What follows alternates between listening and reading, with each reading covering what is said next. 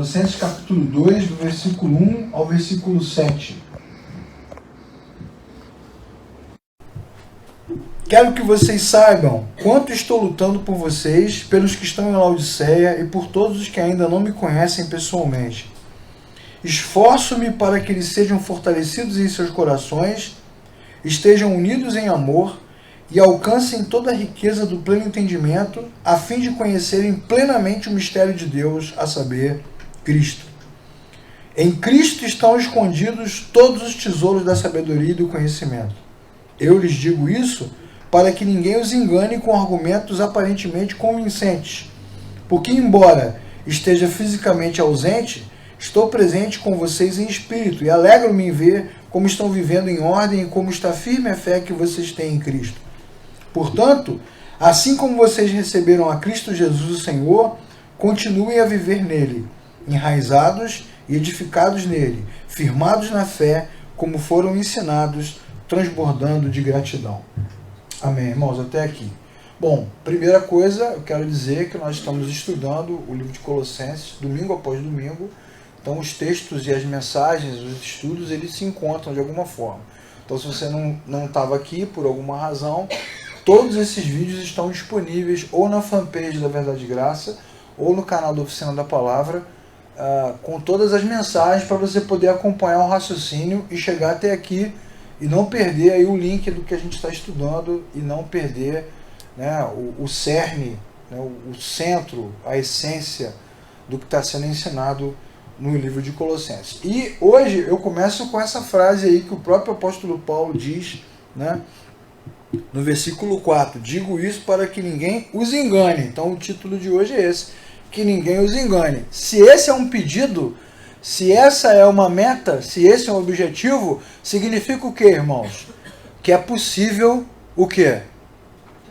Que sejamos enganados. Ok? Então, se há esse objetivo apostólico, bíblico, de nos alertar para que não sejamos enganados, isso significa que nós podemos ser enganados tranquilamente. Tranquilamente. Então, já não é de agora, é de sempre.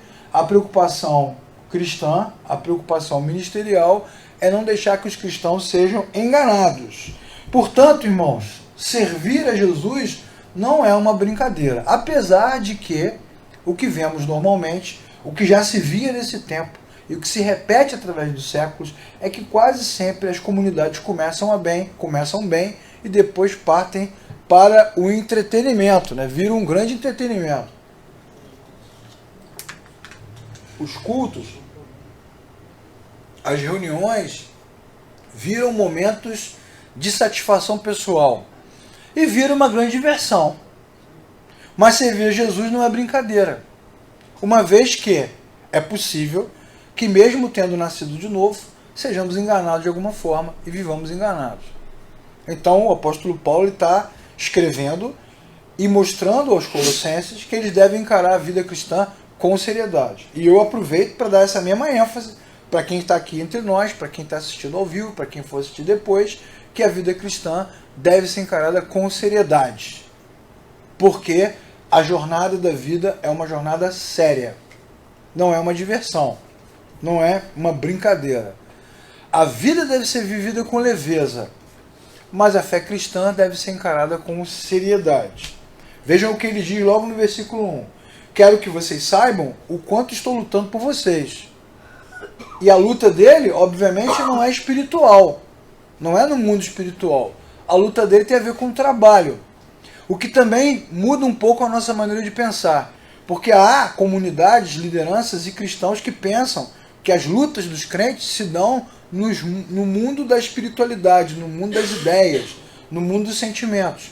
Mas, na verdade, a luta cristã acontece no trabalho. E qual é o trabalho dos cristãos? A leitura da palavra, a busca pelo conhecimento, a vida de oração e a insistente luta para que a mente mantenha a lucidez e a clareza. Esse é o trabalho. É preciso trabalhar. Imaginem vocês que, com relação às coisas comuns da vida, né? Matemática. Eu não estudo matemática há muito tempo. Eu nem era tão ruim em matemática assim. Também não era ótimo, mas também não era ruim. Mas eu não estudo há muito tempo. Então, às vezes, eu entro em sala de aula para dar outra matéria, olho para o quadro, tá lá os cálculos de matemática. Eu não lembro de nada. Absolutamente nada. E se eu tiver que voltar a estudar isso, por alguma razão, isso vai me dar um trabalho enorme. Porque a minha mente esqueceu até o jeito de fazer. Isso funciona para matemática, funciona para química. Eu era um excelente aluno de química. Eu gabaritava química, gostava beça de química. Não lembro de nada, nem da tabela periódica. Não me pergunte que não responderei. Ainda virarão meus inimigos por toda a vida. Não me façam perguntas sobre química. Se eu tiver que estudar sobre isso de novo, eu vou ter que trabalhar muito, ler, me dedicar, me debruçar sobre isso. Isso funciona com qualquer tipo de conhecimento. A mesma coisa acontece com a fé cristã, com a leitura bíblica. É trabalho. Leitura diária, leitura constante, leitura regular, meditação, reflexão, anotação, provocação. Isso não acontece da noite para o dia, dá trabalho. Esse é o papel das igrejas locais. O papel da igreja local não é se meter na vida de ninguém, mas é propiciar, oportunizar um espaço para que as pessoas possam ir e ler a Bíblia, e estudar, e aprender, e orar umas pelas outras, porque isso dá trabalho. É um trabalho por toda a vida. Então Paulo está dizendo aos Colossenses, não quero que vocês ignorem o quanto eu tenho trabalhado. Então o que a gente vê hoje? Instituições que são estruturadas na tradição ou na força do egoísmo institucional. Então as pessoas são crentes, cristãs, mas quase sempre porque carregam uma bandeira. Você é o quê? Eu sou batista. E você? Sou congregacional. E você? Sou metodista. E você? Sou assembleano. E você? Sou isso. Sou aquilo. Sou aquilo outro. É a bandeira institucional. É a força da tradição. Então as pessoas vão se agarrando a isso e vão se mantendo com isso como se essas coisas fossem capazes de sustentar a nossa fé. E muitos líderes acabam se sustentando, vivendo a vida a partir dessa tradição. E aí o que acontece? Em vez de alimentar o povo com a palavra, em vez de ensinar as escrituras, em vez de ensinar a verdade, em vez de ensinar os cristãos a serem livres, a terem autonomia, a terem liberdade, a andarem com suas próprias pernas, eles ficam, na verdade, aprisionando os cristãos nessas comunidades, criando formas e métodos para que eles estejam nas igrejas todos os dias, contribuindo, fortalecendo essas estruturas, e os cristãos então vão se tornando parte desse sistema e vão se sujeitando a esse sistema, e quando você vê, o camarada nem sabe por que cristão, não lembra de nada da escritura, a sua fé está totalmente estruturada nessas lideranças. E vejam também como é comum no nosso tempo, e cada vez mais comum e cada vez mais rápido, as mudanças de igreja, as mudanças de comunidade, as mudanças de ideia, as mudanças de pensamento, porque ninguém tem mais paciência para viver, para conviver, para confrontar, ninguém mais quer congregar. Então o que você tem no nosso tempo é uma explosão de pequenas comunidades, centenas, dezenas, milhares de comunidadezinhas pequenininhas, onde ninguém quer mais se relacionar com ninguém de forma nenhuma, eu só quero andar com todo mundo que é igualzinho a mim em todos os sentidos, ou grandes comunidades gigantescas onde o entretenimento é o centro, onde todo mundo se diverte, todo mundo está feliz, todo mundo está sorrindo e ninguém se conhece. Ninguém se conhece, uma rotatividade enorme. Essa não é a igreja verdadeira. Não é para esta comunidade que Paulo está escrevendo, porque isso tudo, na verdade, representa a banalização da fé cristã. Isso não quer dizer que você precisa ser parte de uma igreja grande. O que torna uma igreja não é o tamanho dela ou a quantidade de membros, mas é a razão pela qual ela existe. Na nossa comunidade aqui, nós já fizemos várias mensagens sobre isso, o que é igreja, o que não é igreja, quais são as características de uma igreja verdadeira. Então lá no nosso canal tem uma playlist só sobre isso. Depois eu vou colocar aqui embaixo os links para você poder assistir e relembrar, né, os valores, os pilares, os conceitos que tornam uma comunidade verdadeira em todos os sentidos. Mas nesse momento, nesse texto, Paulo não está escrevendo, né, a Bíblia não está mandando uma mensagem para grupos, mas para pessoas que individualmente devem pensar no trabalho que é a fé cristã, na força que precisa ser empreendida para conhecer. E digo mais, nesse tempo que a gente vive, na pós-modernidade, né, que é um tempo muito conectado, muito rápido, já falamos sobre isso também, as pessoas estão cada vez com mais preguiça de aprender, de se esforçar, de reconhecer, de treinar. Ninguém tem mais disposição para esperar nada, não tem paciência para nada. A paciência, que é uma virtude, se tornou um problema. Tem que ser tudo muito para agora, para esse momento. Vamos lá, vamos lá, vamos lá. E não dá para fazer dessa forma, na verdade, não dá para fazer dessa forma nada na vida, ainda mais a fé cristã. Isso não pode ser banalizado. Não pode ser banalizado, de forma alguma.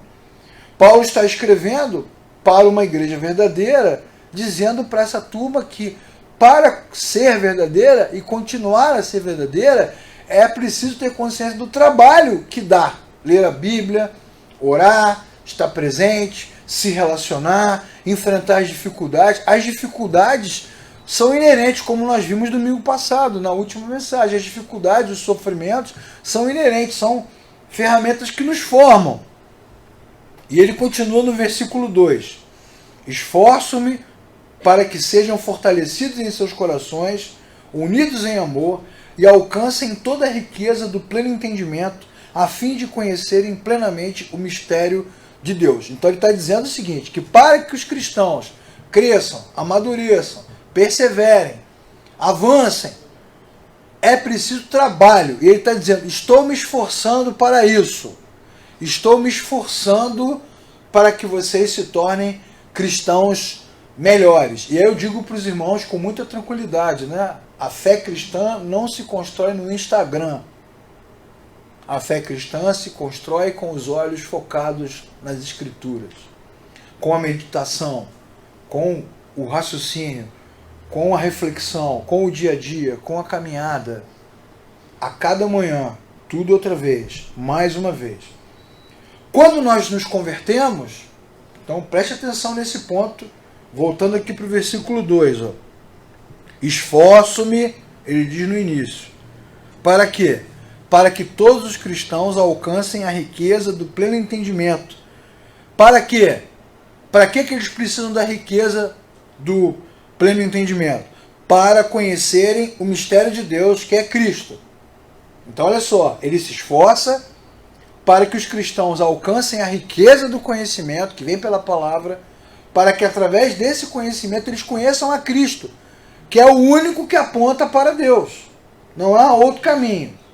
O que ele está querendo dizer com isso? Que quando nós nos convertemos, o nosso entendimento sobre Deus é muito pequeno.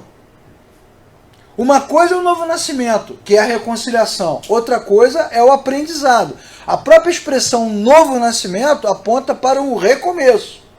Então imagine, quem nasceu bebê, ninguém nasce adulto. Quem nasceu de novo bebê, ninguém nasce adulto. Então mesmo que o seu filhinho seja espertinho, bonitinho, maravilhoso, olhos verdes, olhos azuis, olhos castanhos, sorriso lindo, é um bebê. Bebê não escreve, não anda, não fala perfeitamente, ele tem que aprender. Mesmo que seja um bebê genial, ele tem que aprender. Alguém vai ensinar e leva tempo. Vai ter que passar pelo jardim, pelo primeiro ano, pelo Fundamental 2, pelo ensino médio. Tem um processo de aprendizado. Então o que ele está dizendo é o seguinte, que a mesma analogia, o mesmo exemplo, serve para a vida cristã. Ninguém se torna cristão e da noite para o dia começa a pregar, a testemunhar, a cantar, a compor, porque não dá, porque não tem o entendimento do Evangelho. O que tem é a reconciliação com Deus. O entendimento do Evangelho, ele vem com a jornada, ele vem com o aprendizado, ele vem com o conhecimento, com o crescimento, para que você consiga aos poucos desvendar o mistério que é Cristo. Quem é que vai desvendar esse mistério? Quem é que vai nos explicar isso que está disponível e revelado? É a palavra, é o Espírito Santo através da palavra, é o próprio Deus que vai nos ensinar. Portanto, irmãos e irmãs, se a palavra de Deus não é pregada, se os crentes não leem a Bíblia, quando ela é ensinada, os crentes rejeitam. Eles só querem aprender da maneira como eles sabem. Porque às vezes Há aqueles que não sabem nada e aqueles que sabem um pouquinho e rejeitam novos conhecimentos, novos aprendizados. Isso eu não concordo, isso eu não aceito, eu aprendi a vida inteira desse jeito. O que acontece? Você está, então, recebendo o conhecimento de um Cristo falso, de um Cristo errado, de um Cristo que não existe. Está sendo enganado, enganando seu próprio coração. É isso que ele está falando. Que os cristãos precisam da revelação da verdade que vem pela palavra para que eles conheçam a Cristo. Ninguém pode conhecer a Cristo pela experiência do outro, porque a experiência do outro não importa. Ela é subjetiva, ela é pessoal, ela não serve para nada, a não ser para o próprio testemunho, do qual nos alegramos, com o qual nos alegramos, mas a experiência do outro é apenas a experiência do outro. A única coisa que revela Cristo é a palavra, é a verdade, é a Escritura inspirada, revelada, que nos mostra quem Cristo é.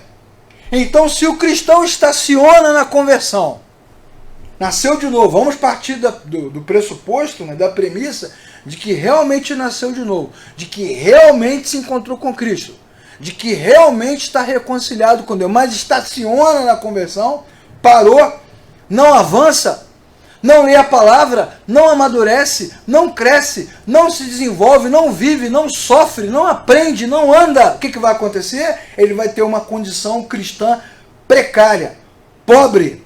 E obviamente a sua alegria do novo nascimento em breve se dissipará. É disso que ele está falando. A precariedade da fé é resultado do não aprendizado. É precária, fé precária. Precária. Já falei para vocês várias vezes aqui. Você está dando aula no seminário, onde teoricamente o camarada paga para aprender, quer dizer, ele nem precisava ir, ele está pagando, saiu de casa, pagou para aprender, ele vai para o seminário, você está dando aula e o cara está rindo, você está falando e ri. Ele ri, acho que é piada, entretenimento, acho que é graça. Num outro tempo da minha vida, mais jovem, né, quando ele riu eu ficava indignado. Aí eu endurecia mais o meu discurso. Agora ele ri, eu começo a rir junto com ele. Acho graça também. Tá achando graça? Também tô achando graça. Tô falando de uma coisa séria, profunda, bíblica, central, essencial. O cara conta uma historinha que não tem nada a ver, que ele viu no Instagram, que ele viu no rádio. Fé banalizada. Guardando todas as proporções possíveis, é como Jesus ensinou, é jogar pérolas aos porcos. Você está ali gastando o seu tempo, ensinando, abrindo a Escritura, dá muito trabalho, irmãos. Preparar uma aula, preparar uma pregação, preparar uma mensagem, são horas, resultado de anos, não são horas do meu dia, são horas, resultado de anos de estudo, de leitura, de aprendizado com outros. Aí você fala, o cara ri, acha engraçado, ou endurece. E Paulo está falando sobre isso. Não quero que vocês sejam enganados. Não se deixe enganar. E há muitos cristãos vivendo enganados. Vivendo enganados. Eu me lembro de uma turma, de um seminário que eu dei aula há um tempo atrás, bem antes da pandemia. Tudo que eu falava, os caras riam. Eram uns 40 alunos e falava, ria. Teve uma hora que eu falei assim, o que eu acho mais engraçado, irmãos, é que vocês todos estão estudando para serem pastores. Imagina que tipo de pastores vocês se tornarão. É por causa de pastores como vocês que as igrejas estão como estão, que acham graça de tudo, acham piada. O que vocês vão fazer? Vão viver de evento, né? Cada domingo leva um cantor, a cada domingo leva um convidado para dar um testemunho, para contar uma história, mas vocês não conhecem os textos, não conhecem a palavra. E quando a palavra não é lida, quando ela não tem a centralidade entre nós, Cristo não está entre nós. Cristo só está entre nós no sentido do culto, do relacionamento, quando a sua palavra tem a prioridade. O fato de Cristo estar não significa muita coisa, porque Cristo está em todo lugar. Ele é onipresente. Mas o fato a se considerar é, Ele está aqui porque nos relacionamos com Ele, é o nosso Deus, o nosso Pai, o nosso Senhor, que nos ama, somente se a sua palavra tiver prioridade. Porque Ele mesmo falou, não foi eu que inventei isso agora, tirei da minha cabeça, porque você está ouvindo, né? Isso é uma bobagem, eu não concordo com isso não. Mas Ele mesmo disse, Evangelho de João, capítulo 14, versículo 21, aquele que tem os meus mandamentos e os guarda, esse é o que me ama. E aquele que me ama será amado por meu Pai e eu me manifestarei a ele. Então a manifestação de Cristo entre nós, a sua glória, o seu poder, está diretamente ligado à importância que nós damos ao aprendizado, ao ensino. Daí de novo, eu vou repetir o que eu já falei várias vezes. A música não é importante, apesar de nós gostarmos de cantar. O que é importante entre nós é que a palavra de Deus seja lida. Para quê? Para que os cristãos não fiquem parados na sua fé, para que eles avancem e não sejam enganados. Como agora acontece. No momento em que esse vídeo é gravado, nós estamos num ano eleitoral. E não importa nem que ano eleitoral é esse. Não importa nem que ano você está assistindo o vídeo. O que importa é que no ano eleitoral, o que mais se faz nos púlpitos, nos microfones, nos canais é mentir. É enganar. É subverter. É conduzir. É manipular. E os crentes são enganados e se deixam enganar por todo tipo de absurdo. Porque não conhecem a palavra e por esta razão não conhecem o seu Deus, o seu Senhor. Por isso, servir ao Senhor exige de nós incansável trabalho, leitura. Ele está falando, não quero que vocês sejam enganados. Quero que vocês conheçam, tenham conhecimento. Ele disse no versículo 2, esforço-me para que vocês unidos alcancem o pleno conhecimento, que vem pela palavra. Para quê? Para que ao ter o pleno conhecimento, vocês conheçam plenamente o mistério de Deus, que estava oculto, mas não está mais, que é Cristo. Só o conhecimento da palavra é que nos faz conhecer o Cristo que Deus enviou para nos salvar. Quantos de nós têm a palavra Cristo nos lábios, mas o seu coração não conhece o Senhor? Se cumpre o texto lá do Antigo Testamento, né? Esse povo me honra com os lábios, mas o seu coração está longe de mim. Tem Jesus na boca, né, nos lábios, nas canções, mas internamente, mentalmente, não conhece o Senhor, nunca o conheceram de momento nenhum. Em momento nenhum, então, é possível que sejamos enganados, sim. Veja o que ele diz. Nele, em Cristo, estão escondidos todos os tesouros da sabedoria e do conhecimento. Olha só. Vou voltar ao versículo 2. Esforço-me. Olha como dá trabalho, irmãos. Olha quantas vezes precisamos voltar nos textos, pensar, marcar, ler, ligar. Esforço-me para que vocês unidos conheçam a riqueza do conhecimento. Então, o conhecimento bíblico da palavra, a verdade, é que nos ajuda a conhecer Cristo. Porque através desse pleno conhecimento, vocês podem conhecer plenamente o mistério de Deus, a saber, Cristo. E por que eu preciso conhecer Jesus? Por que eu preciso conhecer os seus atributos? A sua missão, a sua vocação, a sua ação, o seu poder, a sua salvação, o que ele realizou na cruz. Por que eu preciso ter esse conhecimento? Para quê? Por qual razão? É porque nele, versículo 3, estão escondidos os tesouros da sabedoria e do conhecimento. Ou seja, se eu não conhecer a palavra, eu não conheço Cristo. E se eu não conhecer a Cristo, irmãos, eu não conheço nada. Eu não conheço Deus, nem a vontade de Deus, nem a glória de Deus, nem nada que se refira a Deus. Porque Jesus disse, sem mim, vocês não podem fazer nada. E eu sou o único, o caminho, a verdade e a vida. Ninguém vem ao Pai se não for por mim. O mistério que estava escondido foi desvendado em Cristo, que é a graça de Deus. É verdade. E para nós o conhecimento de Deus nunca pode ser esgotado. Ou seja, quando é que nós conheceremos a Deus plenamente? Nunca. Por quê? Porque Deus é eterno. Ok, mas sem Cristo nós não conhecemos nada, nem um pouquinho, nem a beira, nem a margem, nada, absolutamente nada. Olha só, o novo nascimento nos leva para a palavra nos aponta para Cristo e Cristo revela quem Deus é, o que torna a nossa vida mais parecida com o Senhor. Nesse sentido, pode cantar todo domingo aqui, dá meu coração igual ao teu. Canta alto, canta mais, vou fazer igual Elias contra os profetas de Baal. Canta mais alto! Sobe o tom! Meu coração, canta mais alto. Não adianta. Sem Bíblia pode cantar à vontade, pode levantar a mão, pode se jogar no chão. É um esforço inútil. Nunca terá. Nunca será. Como diz o filme lá, nunca serão. De forma nenhuma. Por que não? Porque em Cristo residem os tesouros da sabedoria e do conhecimento.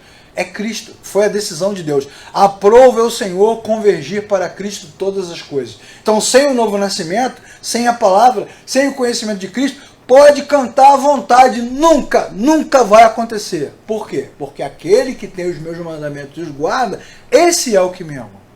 E aquele que me ama será amado por meu Pai. E para esse eu me manifestarei. Então, não há manifestação de Cristo, nem relacionamento com Ele, se não houver novo nascimento, se não houver ensino da Escritura, portanto, se não há centralidade da palavra, se o culto não é cristocêntrico, se os líderes não levam o povo a ter uma relação íntima com Deus através de Cristo, nós estamos sendo enganados e estamos enganando o nosso próprio coração. Como Jesus disse a Nicodemos, no capítulo 3, versículo 3 do Evangelho de João, ninguém pode ver o reino de Deus se não nascer de novo. Muito bem, irmãos. Paulo já tinha percebido com grande preocupação o estranho vício que até hoje prejudica gravemente a igreja. Que vício é esse, irmãos? É não se preocupar com o aprendizado. Pode pegar qualquer estatística aí. A igreja tem 5 mil membros. Se você fizer uma escola bíblica, não dá 500. Olha que 500 é gente aberta, mas não dá 10%. Na hora do louvor, qualquer culto, lotado. Na hora da palavra, esvazia. Cultos enormes, de 3 horas, 4 horas, momentos do ensino fraquíssimos, pequenos. Mensageiros fraquíssimos, místicos. Parece mais um show pirotécnico ou feitiçaria. Não se parece nada com o cristianismo. Nada, absolutamente nada. As pessoas cansam, não dão importância e não amam a Escritura por uma única razão. Ou, na verdade, só podem ser por 2 razões. Ou não nasceram de novo, então a palavra de Deus não significa nada para elas, ou estão sendo enganadas, enganando a si mesmas. Então não dão importância. Quem, afinal, acredita que vale a pena acompanhar e meditar sobre um sermão? É uma pergunta que nós precisamos fazer para a nossa geração. Quem entre nós acredita que vale a pena acompanhar e meditar sobre o sermão? O camarada só consegue acompanhar se for engraçado, divertido, se for dramático. Né? Tem um líder famoso aí, famosíssimo, que é engraçadíssimo, já falei dele aqui várias vezes, sem citar o nome, né? Ele fala sobre isso.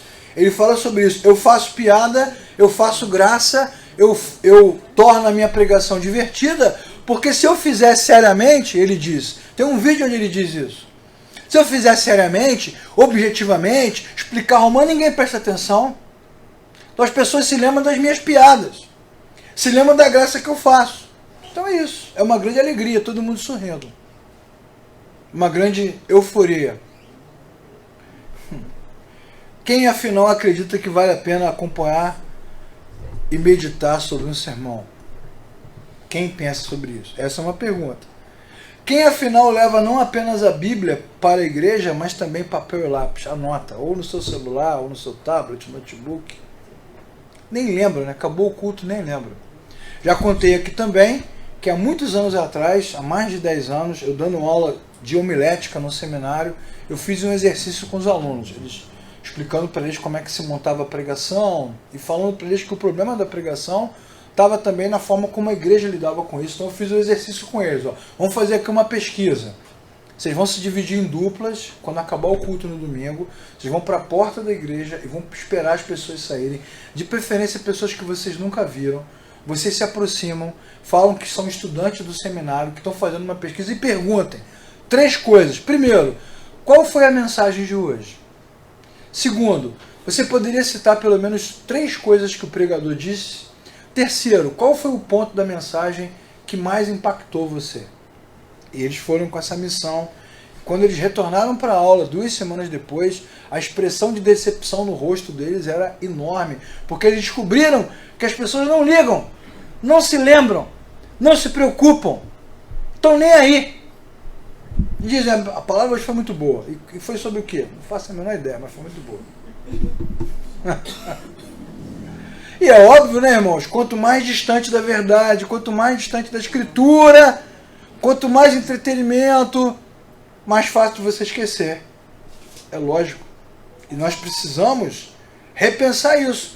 Observe que Paulo, nesse texto, ele não escreve contra os pregadores, nem contra as igrejas ou as instituições religiosas. Ele fala conosco. Não quero que vocês se enganem, porque somos nós que estamos nos enganando de alguma forma, seguindo dessa forma, agindo desse jeito, sem nos preocupar muito com as coisas, sem ligar muito para isso. Quando o cristão negligencia a leitura da palavra, é justamente assim que ele se torna refém. De quê? Da heresia, da maluquice, da mediocridade, da manipulação. Ele vira refém. Refém dos ministérios, dos líderes, dos pastores e refém também do seu próprio coração. Refém do seu próprio coração. Não adianta. Só a palavra de Deus é capaz de firmar o coração dos servos de Deus. Vejam que a preocupação dele é a preocupação de sempre, é a mesma que chega até hoje entre nós com toda solidez. Então ele diz no versículo 4, digo isso para que ninguém os engane com argumentos que são o quê, irmãos? Aparentemente convincentes. Faz sentido, mas não está na palavra de Deus. Então ele está dizendo o quê? Que essa coisa do argumento aparentemente convincente sempre existiu. O que sustenta o nosso coração é o Senhor. É o Senhor. É a sua palavra. A palavra é a luz.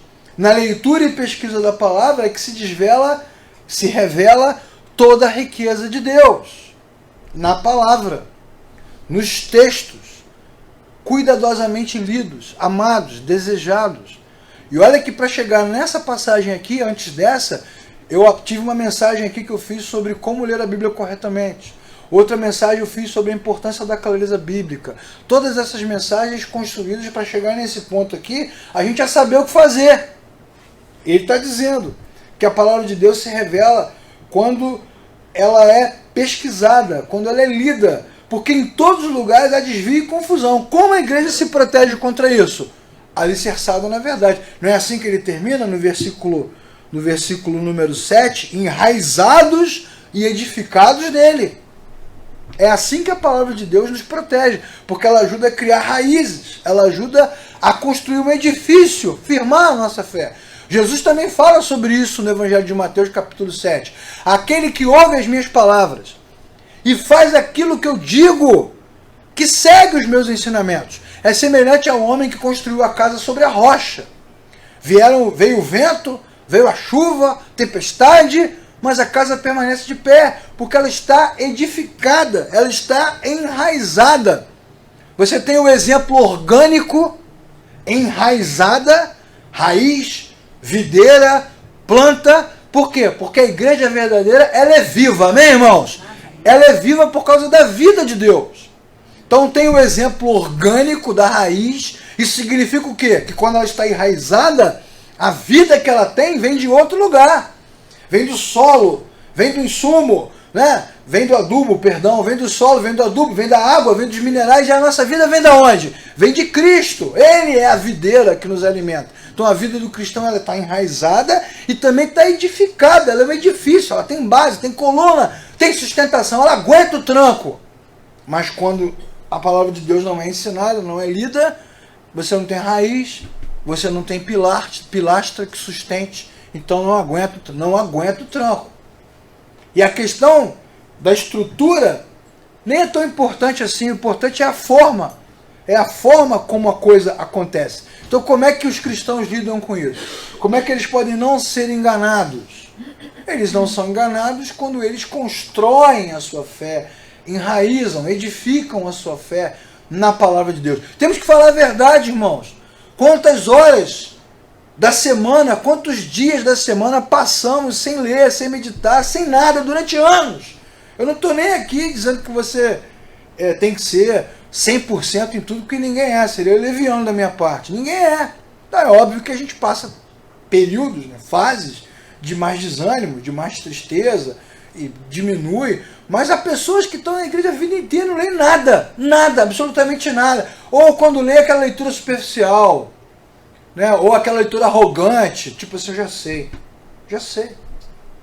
Isso aí, você falou, ouvi o que você falou, mas não concordo com nada, já sei de tudo. Sem a palavra, qualquer coisa pode se tornar verdade. Sem a palavra de Deus, não há referência. Sem a palavra de Deus, as pessoas aceitam tudo sem questionar. É porque elas não sabem a verdade. Então elas aceitam qualquer coisa. As maiores barbaridades. Você vê, eu estava conversando com um amigo outro dia, e estava me contando que ele, muito jovem, perdeu o pai dele.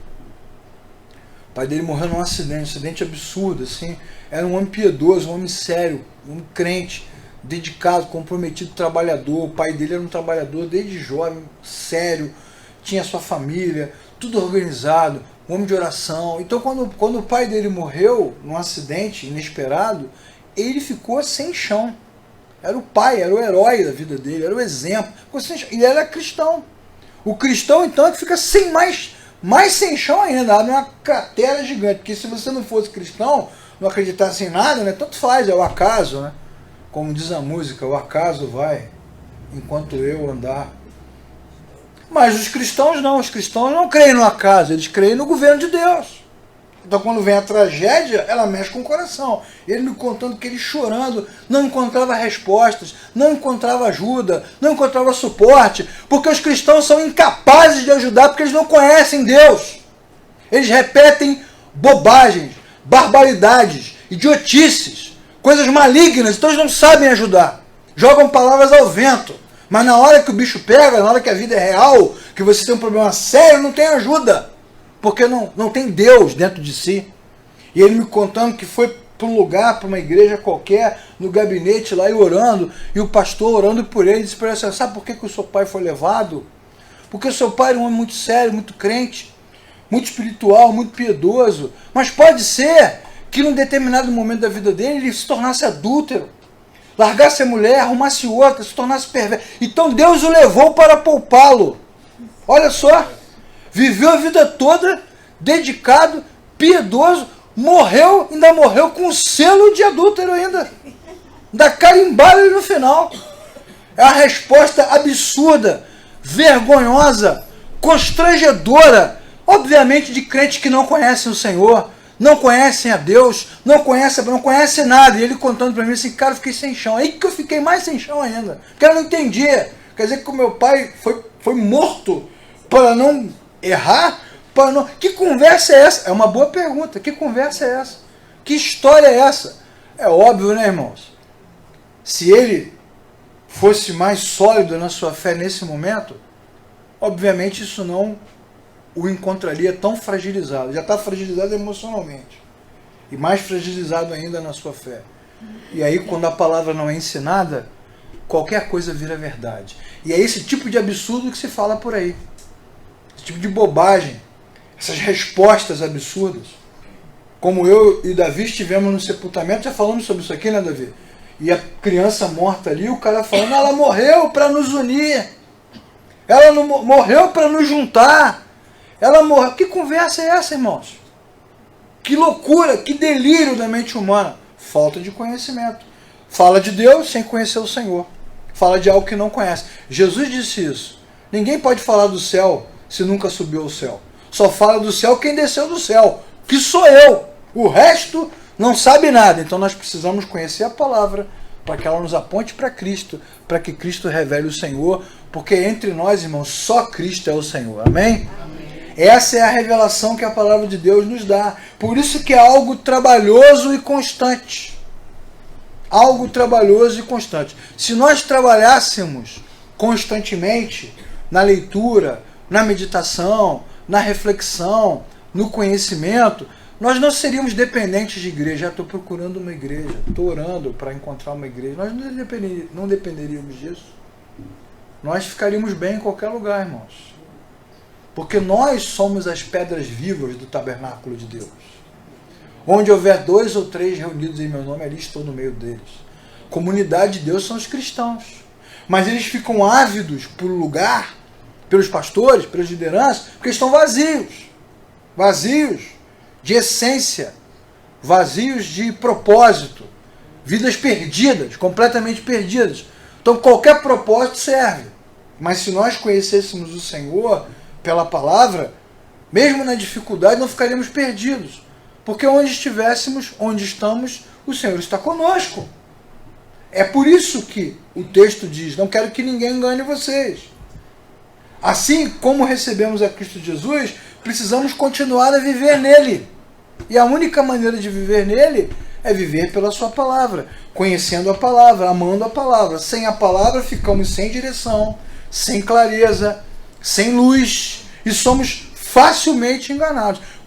Como eu falei no início, repito agora, em ano eleitoral, seja qual for, aí que o povo enlouquece de vez, todo mundo é enganado, enganado e engana, enganado e engana, enganado e engana alucinadamente. Então a clareza é necessária.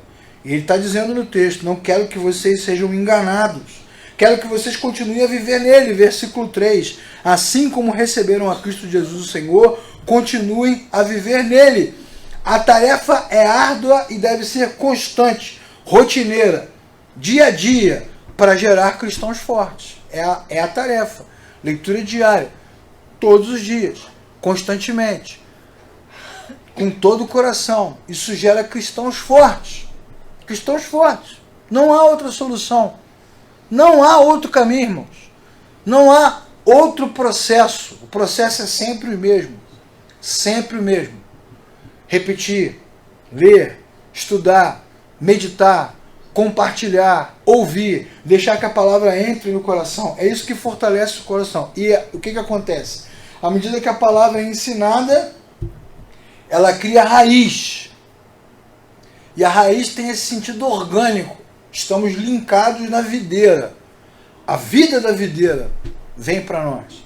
Ao mesmo tempo, ela nos edifica e nos firma. E é por isso que nós temos o coração grato, uma vez que sabemos que Deus está nos firmando. Então, a preocupação desse início do capítulo 2 de Colossenses é legítima. O engano está por aí.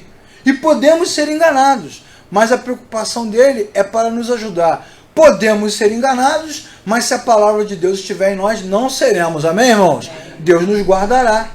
Guardará a nossa mente, guardará o nosso coração, guardará os nossos sentimentos, guardará as nossas intenções. Ele nos protegerá e nos dará lucidez. Lucidez.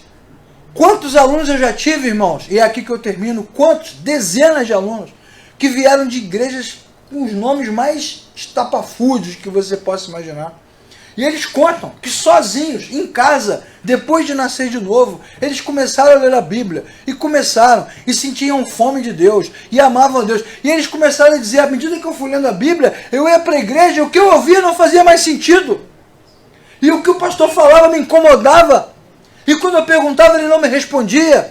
Não foi uma vez, não foi duas vezes, não foi 10 vezes, foram várias e várias vezes. Todas as vezes que esses cristãos buscaram na palavra o conhecimento, o esclarecimento, o fortalecimento, a luz da palavra de Deus se acendeu. E as barbaridades que eles ouviam pararam de fazer sentido. Por quê, irmãos? Porque a igreja não pertence a homens, a igreja é de Deus. É de Cristo. Foi comprada com o sangue de Cristo na cruz. Então o próprio Cristo cuidará das suas ovelhas. Amém, irmãos? Ele as conduzirá. Eu não preciso ser teólogo para isso. Não preciso ter 3 faculdades, falar um monte de idioma, conhecer o grego e o hebraico. O Espírito de Deus opera no coração daqueles que nasceram de novo. Quem nasceu de novo tem o Espírito dentro de si. E quando a mentira é contada, o Espírito de Deus então acende a luz e não permite que a pessoa seja enganada. E vários deles disseram, foi naquele dia, foi naquele momento, que eu decidi que deveria procurar uma comunidade onde a palavra de Deus tivesse a centralidade. E quantos deles já disseram, várias e várias vezes, homens e mulheres, eu preciso reaprender, eu preciso aprender tudo de novo, eu preciso recomeçar, eu venho de anos e anos de uma caminhada inútil, de aprendizado inútil, mas por que eles mudaram de direção?